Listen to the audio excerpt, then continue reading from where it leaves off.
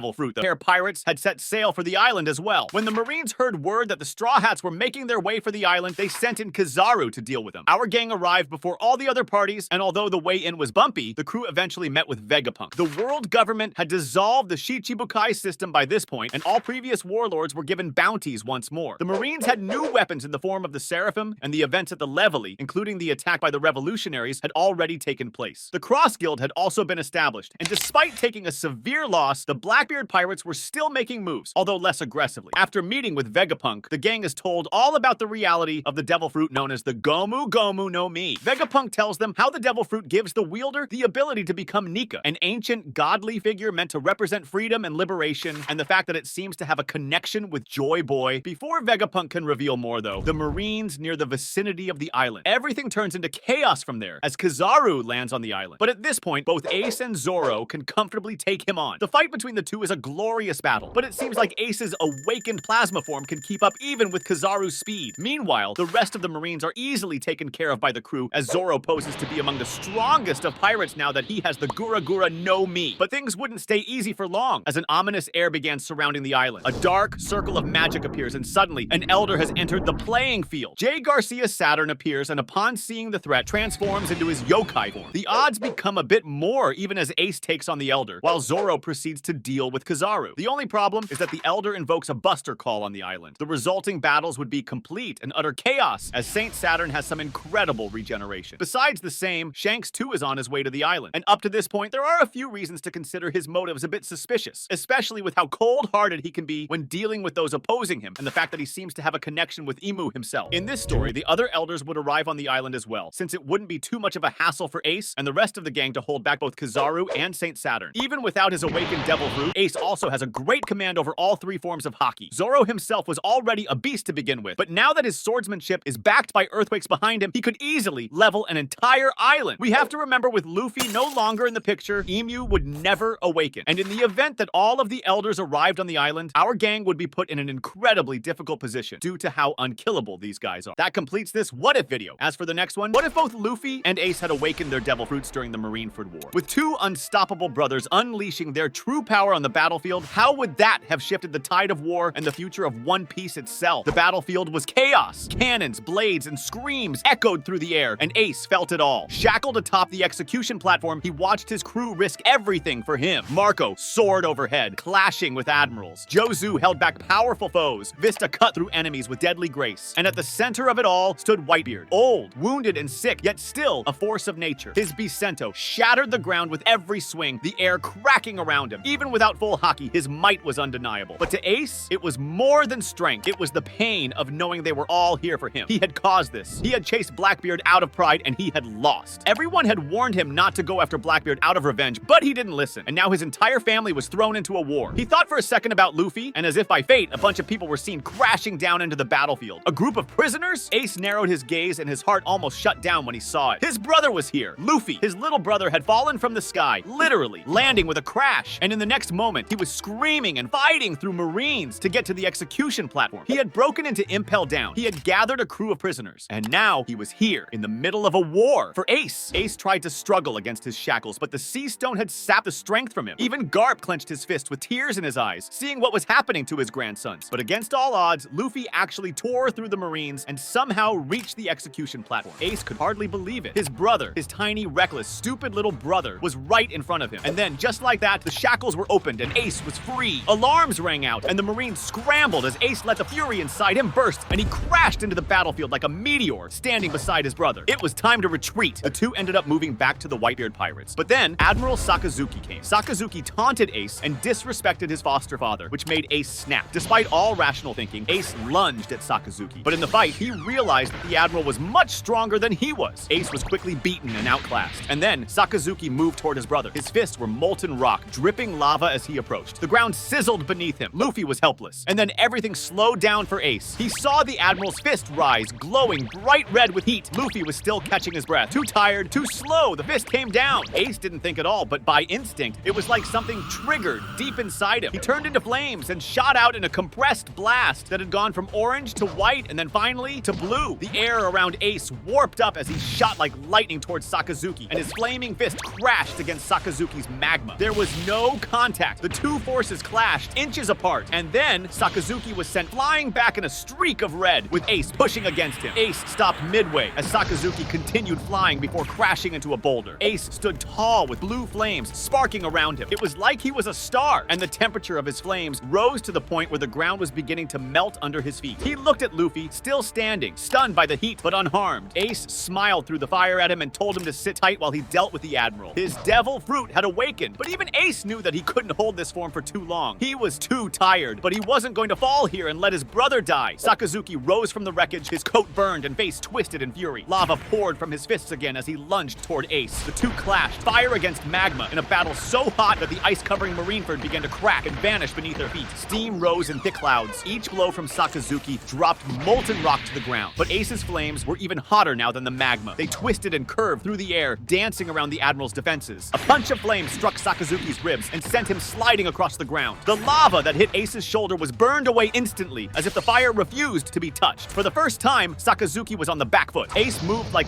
lightning, with his speed enhanced by his awakening, and every flame he summoned was stronger than the last. Jets of fire shot from his arms, and with a swing, he summoned a burning whip that cracked the sky in two. A massive explosion tore through the battlefield, and Marines scattered. But the moment didn't last for too long, as suddenly, a golden light shot down from the sky. In an instant, Kizaru appeared beside beside Sakazuki, his body shimmering with particles of sunlight. Before Ace could react, a beam of light slammed into his side. He flew across the ground, fire trailing behind him as he crashed through rubble. Kizaru hovered in the air, glowing faintly, and sent another blast of light. Ace rolled, barely dodging, but the ground around him exploded in sparks. Now the fight was 2 against 1. Sakazuki came from the front, fists bursting with magma, while Kizaru attacked from the air, sending down sharp beams of light. Ace tried to hold them off, flames whipping around him like a shield, but it was too much. Every time he blocked one, the other would land a hit. But the worst problem was that he was having a hard time keeping up his strength. His flames started mellowing out, going from blue to white. His fireballs became smaller, and his control over them began to slip. The heat around him began to fade like a dying sun. He staggered as another beam hit his leg. Sakazuki charged with a lava-covered punch that sent him sliding back across the ground. Ace dropped to one knee. He was burning up, but not in a good way. His strength was leaving him. The fire that had answered him earlier now wavered like a candle in the wind. 2 admirals were too much. Even with his awakening, he couldn't stop both of them alone. Luffy was looking at all of this, and his body began to tremble from anger. His heart was pounding in his chest, and he screamed loudly for Ace. His conqueror's haki flowed out, and his heartbeat became louder and louder. It was like the sound of a drum. Luffy's feelings for his brother had made something change inside of him, and suddenly, his conqueror's haki began flowing out in massive waves. Luffy's body floated upwards, and his hair began turning white as smoke began to surround him. The sound filled him. His legs moved on their own, almost cartoon-like. His body swelled and bounced. Clouds circled his neck. Steam puffed from his mouth. His sandals sparked as they touched the ground. Luffy had awakened. He laughed, not out of joy, but from the feeling of pure freedom running through his veins. The battlefield twisted around him. The ground became soft and bendy under his feet. Even the sky seemed to stretch. And then, Luffy locked eyes with Sakazuki, who was looking right at him. Even Ace was staring at what had just happened to his brother. And then suddenly, Luffy launched forward, bouncing like a rubber bullet, and in a blink, he was beside Kizaru. A giant white fist stretched high, then came crashing down like a hammer. Kizaru barely dodged, the blow smashing the ground and creating a crater so deep that smoke poured out of it. Luffy bounced to the side and caught Sakazuki's next punch with his own hand. The magma hissed against his fingers, but Luffy began spinning Sakazuki like a wheel while his eyes popped out like a cartoon. He then launched Sakazuki toward Kizaru, making the two crash together. Ace's jaw had dropped, looking at what was happening. Luffy landed beside him, still glowing white, his eyes full of light. Ace snapped out of his disbelief and stood up. His flames weren't as strong as before, but he wasn't going to let his brother fight alone. The two stood together. Side by side, the two brothers attacked. Luffy's fists moved like waves, stretching, bouncing, whipping through the air. Ace's fire shot in spirals, bursting into explosions that lit up the sky. Kizaru and Sakazuki fought back, but even they were pushed back. The two brothers didn't stop. Every time Luffy stretched forward, Ace followed with a blast of fire. Every time Ace was hit, Luffy caught him, laughing as he spun and launched both of them back into the fray. Then the ground shook as an earthquake created a crack between the brothers and the admirals, and Whitebeard stood right behind the two. His Basento cracked with power. A quake bubble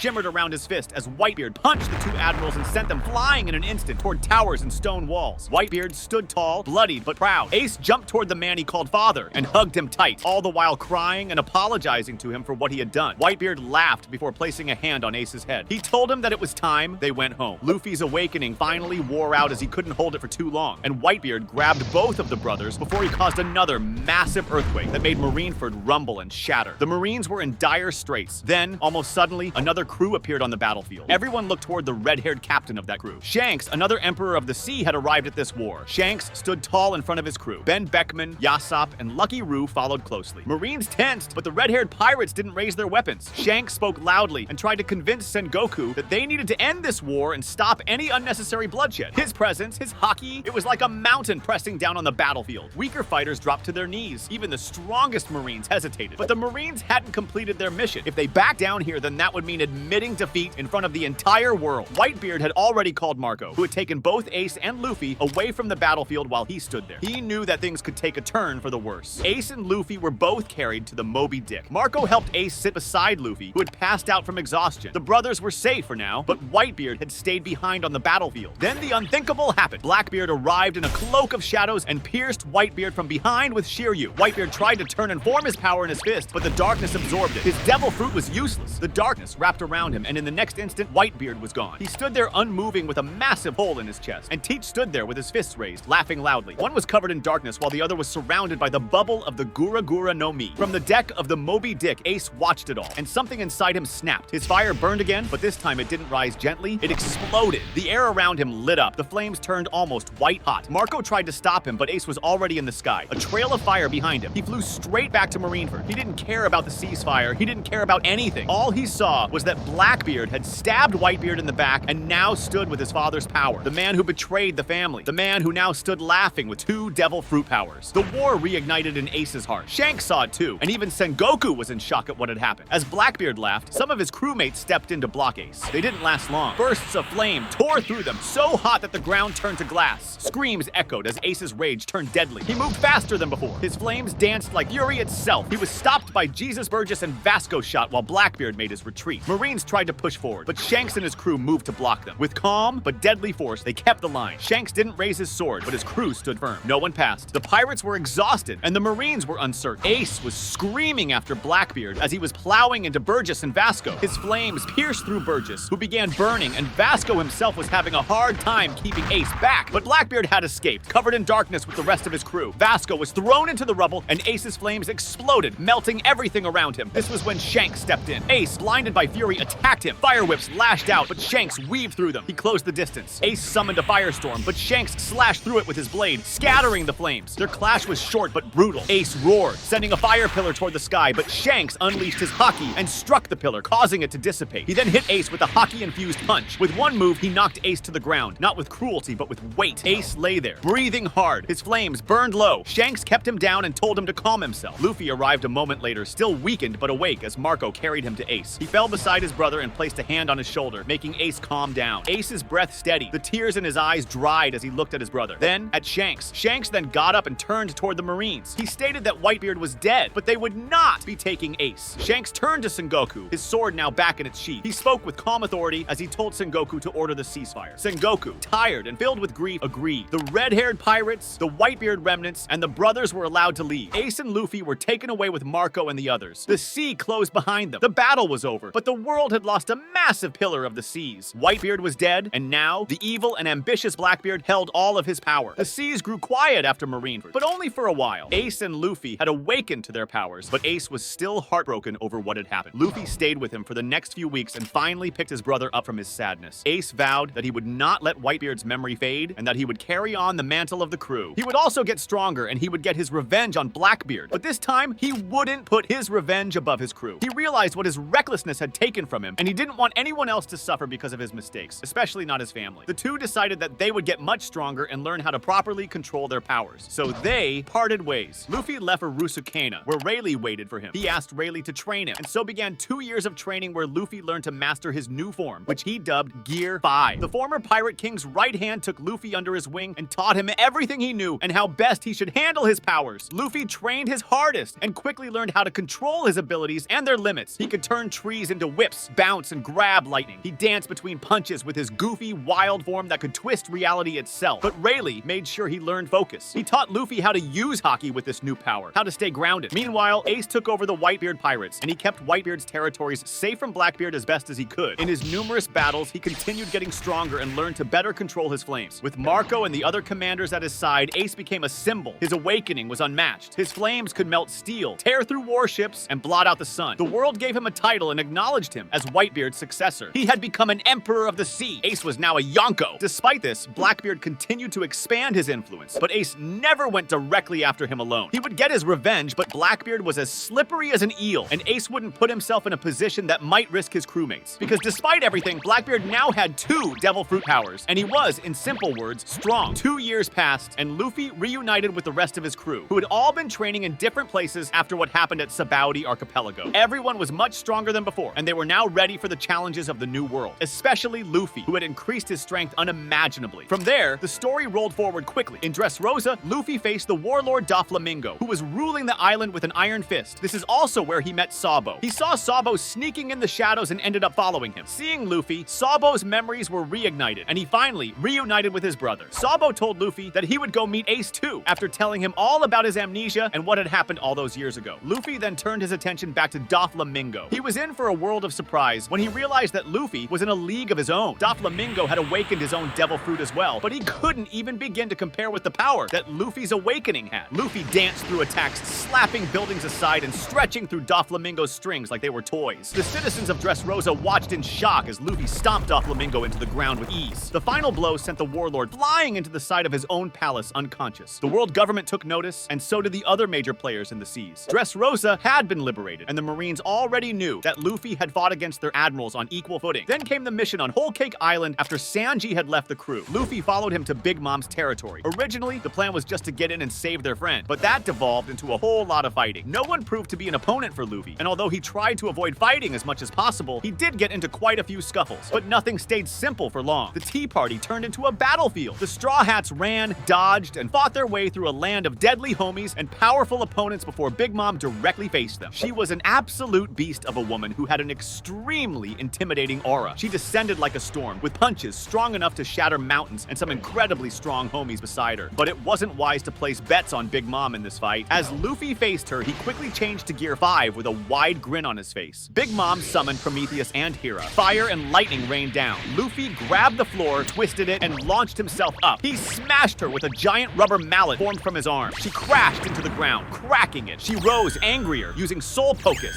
Luffy laughed, unaffected, and wrapped her in rubber waves. She broke free with a roar, creating a firestorm. Luffy inflated his body and absorbed the flames, bouncing them back. Prometheus was destroyed in the blast. She punched him with full strength. He slid back but turned the punch into a spin and slammed her with a huge rubber bell attack. She flew into a building, dazed. Luffy charged, twisted his legs, and kicked her in the face with a double-strength gum-gum whip. But she retaliated and tried to grab his soul with Hera's power, but he turned his body into a balloon, bouncing the attack back. The fight raged for hours, but the end came when Luffy shot high into the sky, stretched wide, then came down like a meteor. Luffy created a giant rubber fist the size of a building and slammed it down with everything he had. Big Mom's eyes rolled back as the ground broke under her. He defeated Big Mom and quickly retreated with Sanji and the rest of his crew while the entire island was in chaos. Another emperor had fallen. Luffy, with his laughter and lightheartedness, had defeated one of the most feared beings alive. News of the victory spread quickly. Ace read the papers aboard his ship and smiled. His little brother had come far. Now, there were two brothers who had the title of emperor, and the world government was in a panic. This was one of the strongest families out there. But meanwhile, Blackbeard was making his own plans. Luffy went to Wano after that and defeated Kaido after a long and intense battle. Kaido transformed into his dragon form and used strong attacks, but Luffy fought back using Gear 5. In the end, Luffy with his allies came out on top as the victor and freed Wano from his grasp. While people across the world celebrated Luffy's victory, Blackbeard made a move in secret. He made a deal with the Five Elders. Nobody knew the full reason, but it gave Blackbeard more freedom and power. He started taking over more territory and built a larger army. Luffy's journey continued. His crew sailed to Egghead Island and met Vegapunk. There, Luffy learned about the Void Century, the ancient weapons, and the true rulers of the world. It was the first time Luffy saw how big the problem really was, and it was the first time Luffy had to face immortal beings. The Elders, Kizaru and Saturn arrived to capture Vegapunk, but Luffy fought back with Gear 5. He held them off, but then the rest of the Elders arrived. If it wasn't for Emmett, they might have lost their lives there. But fate was working in Luffy's favor. After Egghead, Luffy traveled to Elbaf. There, trouble arose in the form of the God's Knights, but Luffy stepped in and helped solve the problem. He made friends with Loki, the Prince of Elbaf. Loki promised that Elbaf would support Luffy if he ever needed help. The world was tense. The revolutionaries began moving again. Dragon made plans for a large strike. Shanks also started preparing for something big. All signs pointed to a final battle. Blackbeard helped the world government capture Sabo, a high commander of the revolutionaries. Ace and Luffy both read the news, and they knew what they had to do. Luffy called his allies. The Grand Fleet returned. The fishermen joined. The samurai of Wano prepared their swords. The giants of Elbaf sent their warships. Shanks came with the Red Force. And then Ace arrived with the Whitebeard pirates, his flames burning stronger than ever. The final war began at Mary Jawaz. The sky was dark from smoke and cannon fire. Giants broke through the walls. Marines and God's Knights rushed to defend the Holy Land while the celestial dragons tried to escape. The war at Mary Jawaz had fully begun. Allies from all over the world stormed the Holy Land. Giants broke down the main gates. Samurai, fishermen, and revolutionaries poured into the city. The world government released everything they had. The God's Knights came first. They were fast, strong, and effectively immortal. But the allies were enough to keep them at bay. Zoro clashed blades with Shamrock and held him back, while Sanji, Jinbei, and the rest held the front lines. Dragon led the revolutionaries against another group as the Five Elders arrived next. Each one turned into a massive monster. Saturn was a spider-like demon with poison legs and glowing eyes. Warcurry turned into a giant boar that smashed through buildings. Mars flew overhead, spitting fire as a huge bird. Jupiter became a sandworm that swallowed everything in its path while Nusjuro swung his cursed blade. Together with Shanks and Loki, Luffy and Ace made their way through the Elders, bent on going to the dungeons to free their brother and put an end to the world government once and for all. Luffy grabbed Saturn and slammed him into the ground, bouncing him off buildings. Ace burned through Jupiter while Zoro, Sabo, and Sanji helped push back the others, but the Elders kept regenerating. Then, the ground cracked. Blackbeard arrived with Emu's body over his shoulder. Blackbeard had found out about Emu during his time with the world government, and he had used the chaos of this battle to surprise and overcome the ruler of the world with the power of his Yami Yami no Mi. The Elders looked at Blackbeard with fury and went toward him, but Blackbeard ended up piercing Emu's heart and stealing his power. The elders began to turn to dust as their immortality faded, and Blackbeard had gained the power of a devil. His body began to morph and turn huge. His body twisted unnaturally as it grew into the form of a demon. His voice echoed without sound. He floated above the ruined city, surrounded by black storms and red lightning. He destroyed half the battlefield with one move. Ships sank, mountains cracked, soldiers were wiped out without a trace, and Blackbeard laughed his menacing laugh. He had effectively become a god. But Ace stood up. His flames burned brighter than ever. Luffy's heartbeat pounded like thunder. The brothers faced Blackbeard. Blackbeard tried to crush them with darkness. Luffy dodged by bouncing through the air. Ace burned away the shadows with blue-white fire. Blackbeard used earthquakes to split the ground, but Luffy bent it back like rubber and punched straight through it. Ace flew overhead, blasting down waves of fire that pierced through the darkness. Blackbeard hit Ace hard, but Luffy caught him with a giant stretched hand. They kept switching in and out, covering each other. Ace's awakened fire created a massive sun above Mary Joaz. He dropped it on Blackbeard as Luffy continued keeping him at bay with Shanks, Dragon, and Loki beside him. The God's Knights were falling with Emu's death, and Blackbeard barely knew how to handle all the power clawing inside him. Ace charged up his strongest attack. Flames wrapped around his body. His fire took the shape of a phoenix. At the same time, Luffy grew into a massive Gear 5 version of himself. They hit Blackbeard at the same time, and a giant explosion rocked the sky. When the smoke cleared, Blackbeard lay broken on the ground. His body was burned, cracked, and barely moving. His darkness faded. His stolen powers stopped working. His crew had already been defeated. It was over. The world government was gone. The 5 elders had fallen. Emu was dead. The throne had been destroyed. Sabo was saved from his shackles, and the 3 brothers united once more. The world was finally liberated. That completes this What If video. As for the next one, imagine if Rayleigh had been there, how would the battle have changed? As the execution drew near, the world's attention turned to Marineford, where the Navy prepared for the battle to come. Whitebeard arrived with the full might of his crew, and the Marines tensed up, knowing they were about to face the man known as the strongest in the world. Ace's life hung in the balance, and Whitebeard would not let his adopted son be executed without a fight. As the 2 forces clashed, the war erupted in full force. The battle reached its peak as Ace was freed from his shackles, his flames roaring back to life. But the moment was fleeting. Sakazuki was hell-bent on ending Ace's life and provoked him by berating his adopted father. Enraged, Ace tried to retaliate with his fists, but the difference in power between his fire and Sakazuki's magma was simply too great. The Admiral overpowered Ace before lunging forward with his magma-coated fists, aiming for Luffy. Ace, driven by the instinct to protect his brother, stepped in front of the attack. Death was all but certain. And then came a flash of silver. Silence swept through the battlefield as a swift force intercepted Sakazuki's strike. A blade shimmered under the sky before clashing against the Admiral's burning fist. The impact sent shockwaves across the island, and Sakazuki came face to face with the Dark King, Silver's Rayleigh. Rayleigh sent the Admiral hurtling back, and Whitebeard, enraged by Sakazuki's actions, slammed his face into the ground with the massive power of his Gura Gura no Mi. The legendary former right hand of Gold D. Roger had arrived just in time. His piercing gaze swept over the battlefield like an emperor surveying his kingdom. His mere presence shifted the tides. Sakazuki, one of the Navy's most formidable forces, struggled to rise from the brutal counterattack, his body near collapse. The Marines watched in stunned silence as Rayleigh stood beside Whitebeard, the old legend standing shoulder to shoulder once more. The world trembled as the 2 unleashed their conqueror's haki in unison. The sheer force of their willpower sent an invisible storm across Marineford, knocking out countless Marines and pirates alike. The ground cracked, warships swayed, and for the first time, true fear gripped even the strongest of the Navy. Even Sengoku, ever composed, hesitated. The battlefield fell silent. Rayleigh's voice, calm yet commanding, cut through the silence. He declared the war over, giving the Marines a choice: stand down or face a battle against him. His words carried the weight of history itself. Kuzan and Kizaru, standing before the 2 legends, did not move to attack. Even they understood the gravity of the situation. Sengoku, fists clenched, struggled with the decision. Backing down meant humiliation, but pressing forward could spell disaster. As tension reached its peak, the war found its final turning point. A new ship arrived, cutting through the waves, and a figure stepped onto the battlefield. Shanks, the Emperor of the Sea, had come. With the arrival of these 2 figures, the Marines withdrew as Sengoku proclaimed a ceasefire, knowing they were in no condition to take on the might of 2 emperors and the right hand of the former pirate king. Aboard the battered yet still standing Moby Dick, amidst the wreckage of the greatest battle the world had seen in years, Ace sat before Whitebeard, Shanks, and Rayleigh. The weight of Marineford, of nearly losing everything, pressed down on him. His hands clenched into fists as he raised his head and turned toward Rayleigh. Ace admitted that he needed to be stronger, that his weakness had put the people he cared about in danger. He turned to Rayleigh and pleaded with him to train him and make him stronger. Rayleigh studied him for a moment, his sharp eyes assessing the desperation and determination in Ace's expression. He then turned his gaze to Luffy, who despite his exhaustion, seemed eager. A smirk tugged at the old man's lips before he gave a single nod and told both brothers to come with him. Whitebeard, injured yet firm, approved Ace's decision and told him not to worry about his old man since he was still alive and kicking. After giving his adopted father a hug, Ace left with Luffy and Rayleigh for the island of Rusakaina. It was the perfect perfect training ground, a place where only the strongest could survive. From the moment they set foot on the island, Rayleigh wasted no time. His training was relentless,